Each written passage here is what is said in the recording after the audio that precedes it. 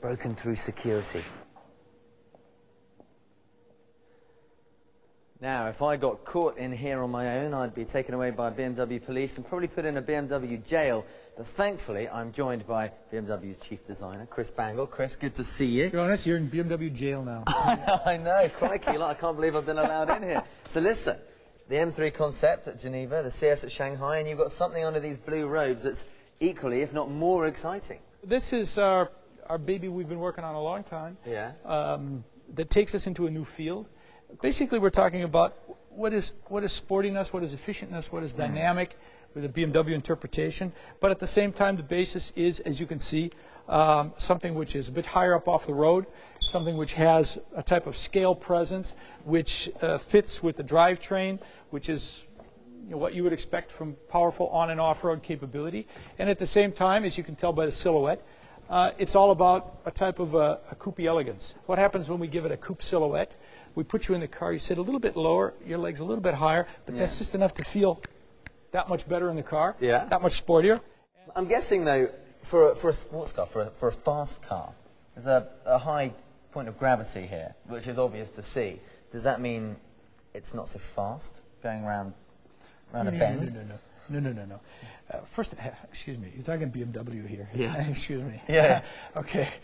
To begin with... That was a rhetorical question. Yeah, I'm glad you added that.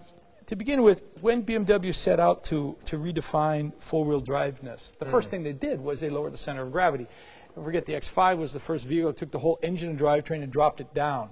Before then, an off-road vehicle, you could see all the way underneath it. Remember, you could see the pumpkins from the rear axle. You could see everything underneath it. BMW took that whole drivetrain, dropped it down as low as it could get and still get the ground clearance. But then, because of that, they needed the high seating position because you have to command the road.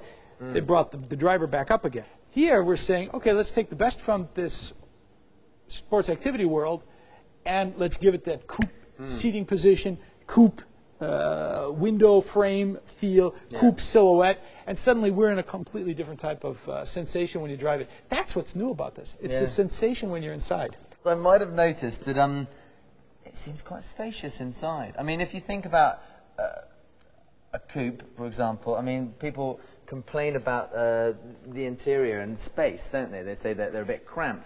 I don't think this is going to be a problem here, is it? The whole idea of sports activity vehicles was not about being cramped. They're large vehicles as well. But the efficient dynamics about it is making sure you don't waste any space, making sure you don't add weight if you don't need weight. I mean, after all, the BMW commitment is about efficiency and dynamics together. And therefore, when it comes to having space inside, we're not about to take it away from the people. We want to make sure that they feel comfortable. When do you think you might be unveiling this? These will be unveiled at the IAA in Frankfurt in September. So we are just some days away from that. That'll be our first look. When will we be able to get hold of one for ourselves? Not a whole lot longer after that. Not a whole lot longer. In the new year? Well, I think that's fair to say that a good concept realizes itself in as short amount of time as possible. So we'll see how quickly we can bring these to market. And who's the car for? This is my last question. Who's it aimed at? Who's going to want it? I'm sure everyone's going to want it, but who's it aimed at? Well, BMW is really famous for dynamic sporty vehicles.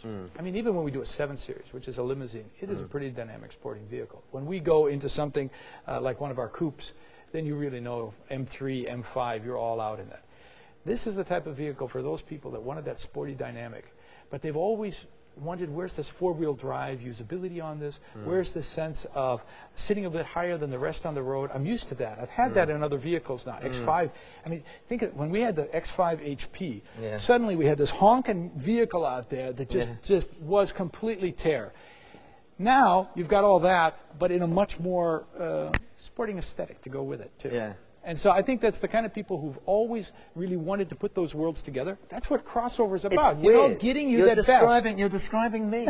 You're describing me. So where are the keys?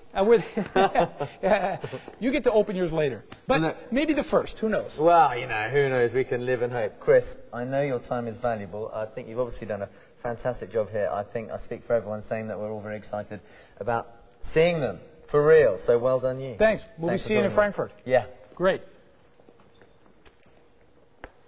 I love that. I love the way you see all the lights.